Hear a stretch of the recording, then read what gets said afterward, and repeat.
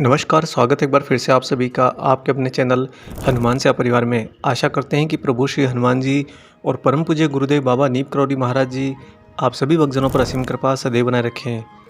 दोस्तों, इस भौतिक संसार में बाबा कब अवतरित हुए, इसके बारे में ठीक कुछ भी नहीं कहा जा सकता। स्वयं बाबा ने अपने जन्म के बारे में कभी किसी को कुछ भी नहीं बताया। लोगों को सिर्फ इतना ही पता है कि बाबा ने आगरा जिले के अकबरपुर गाँव में जन्म लिया और साथ ही भक्तों का यह भी अनुमान है कि बाबा 20वीं शताब्दी के कुछ ही वर्षों पूर्व एक संपन्न ब्राह्मण परिवार में अवतरित हुए और लोग इस बात में बहुत ही दृढ़ विश्वास भी रखते हैं कि बाबा इस धरती पर अपने शारीरिक रूप में आए ही हैं अपने भक्तों के लिए, अपने उन भक्तों की आत्माओं के लिए जिनका महाराज जी के समांतर इस काल में जन्म होना तय था।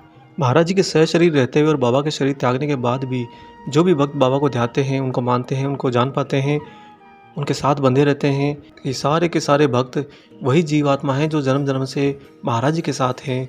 बाबा ने जिन सब की अंगुलियां एक साथ पकड़ रखी हैं। एक जीवात्मा को जन्म मिलता है कर्म बंधन के कारण और उसी कर्म बंधन के रखवाले हैं पवन पुत्र वीर हनुमान के अद्वैत स्वरूप बाबा नीम करौड़ी जी। यही बाबा जी सारे भक्तों का जन्म जन्म का एक एक लेखा जोखा जानते हैं। आप इस जन्म के अंदर क्यों आए हो, कैसे आए हो, क्या करने आए हो, क्या करोगे क्या नहीं करोगे, कहाँ फंसोगे, कहाँ से बाहर निकलोगे, एक एक आयाम महाराज जी की मुट्ठी में है, बाबा के श्री चरणों में है। इसीलिए किसी भक्त को तो बाबा वृद्ध अवस्था में अपना संज्ञान देते हैं, किसी को युवा अवस्था में और किसी किसी को तो बाल अवस्था में, किसी को जानबूझकर तो किसी को अनजाने में ही सही, लेकिन उचित समय आने पर बाबा स्वतः ही अपने भक्त के सामने आ जाते हैं। जिसके विपरीत अगर भक्त को पहचान ना हो तो भी महाराज जी एक अदृश्य संरक्षक के तौर पर उस भक्त के निरंतर साथ रहते हैं। दोस्तों, ये जो भौतिक जीवन है, मनुष्य का जो आयाम है, ये मनुष्य को इतना बड़ा इसलिए लगता है क्योंकि मनुष्य यहाँ पर सबसे ज़्यादा अहम के भाव में, स्वामित्व के भाव में रहता है।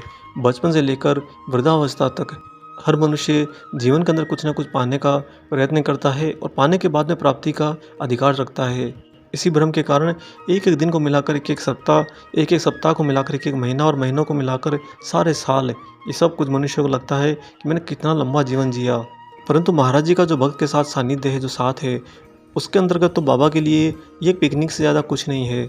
जैसे कि आप कहीं पर रमणीय स्थान पर घूमने के लिए गए हैं तो आप वहाँ पर जाकर रुकते हैं, विश्राम करते हैं, खाते हैं, देखते हैं, आनंद करते हैं और अगर आपको मान लीजिए वहाँ पर छोटी मोटी चोट लग जाए तो आप उसका दुख भी करते हैं। परंतु ये रमणीय यात्रा की सारी घटनाएं आपको किंचित मात्र भी परेशान नहीं करती। इसका मुख्य कारण है कि आपको याद रहता है कि आपको लौटकर अपने घर जाना है। और बिल्कुल ठीक यही घटना जन्म के परिप्रेक्ष्य में भी होती है। जब मनुष्य जन्म लेकर आता है तो बिल्कुल एक पिकनिक वाली गतिविधियों की तरह आता है, परंतु यहाँ पर विधाता का खेल यह है कि आप भूल जाते हैं कि आपको लौटकर अपने वास्तविक आयाम में जाना है। बाबा जी का जो अस्तित्व और आयाम है वह तो अनंत है, वह वहाँ से सब कुछ देख रहे होते हैं और यहाँ पर आपके साथ होते हैं। इस बीच कभी महाराज जी अपने भक्तों को टोकते नहीं कि तुम इस जीवन के अंदर क्या कर रहे हो। बाबा तो जानते हैं कि सृष्टि का नियम है और सृष्टि के नियम के अनुसार ही आप इस जन्म के अंदर जो कार्य करते हो, जो कर्म करते हो, उनके प्रतिफल की ऊर्जा के तौर पर आपको फिर से जन्म मिल भी सकता है और नहीं भी मिल सकता।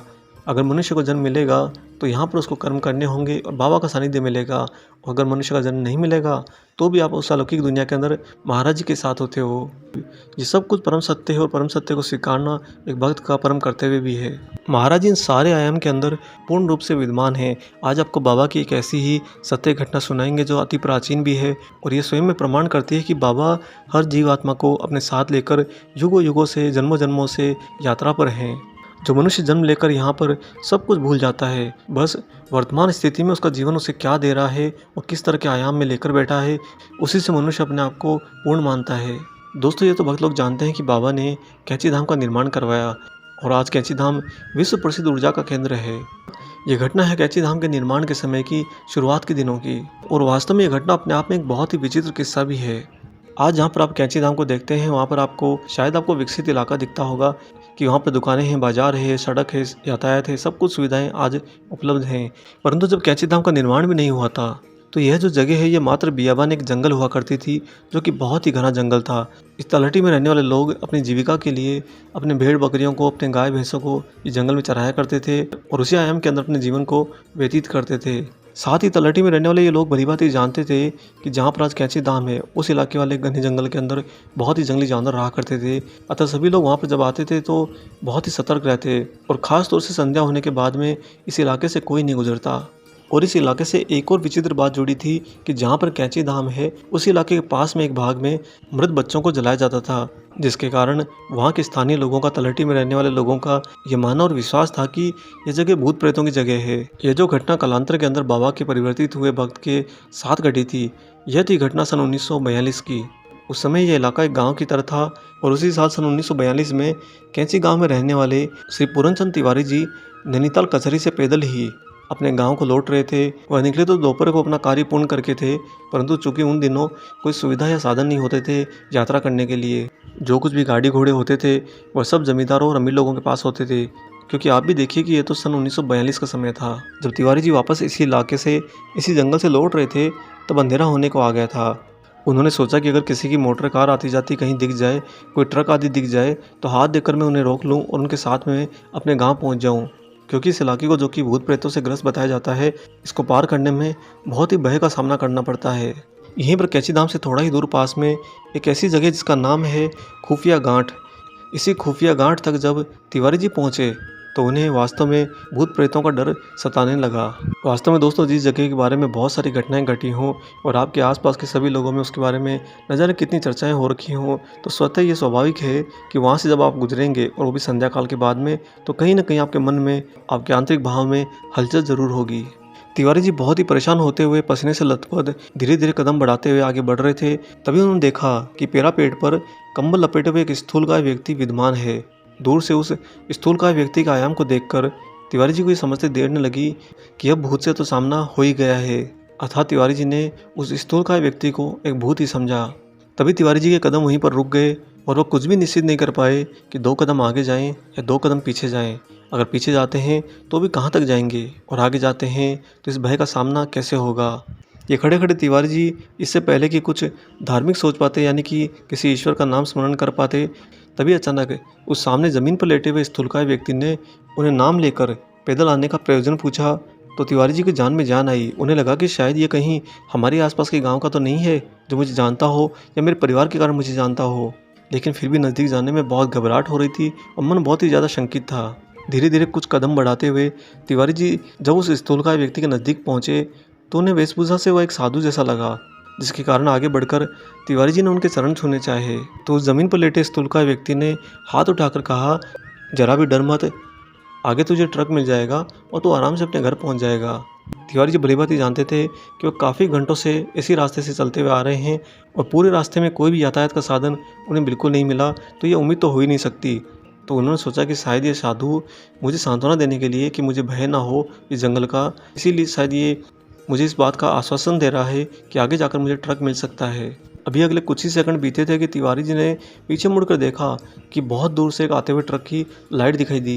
ये देखते ही तिवारी जी एकदम से चकरा गए, उनके रोंगटे खड़े हो गए कि अभी तो साधु महाराज ने जो आशीर्वाद दिया है वह अगले क्षण कैसे फलीभूत हो गया। अब तिवारी जी को समझते बिल्कुल देने लगी कि सामने जो लेटे हैं ये स्वयं एक असाधारण महात्मा हैं। इससे पहले कि ट्रक नज़दीक आए और वह उस ट्रक को रुकवाकर अपने गाँव की ओर निकल जाए, तिवारी जी ने हाथ जोड़कर महाराज जी से पूछा कि बाबा अब कब दर्शन देंगे।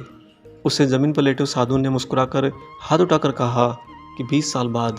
तत्पश्चात तिवारी जी उस ट्रक को हाथ देकर रोककर उसकी मदद से अपने गांव लौट आए और इस बात को भूल गए।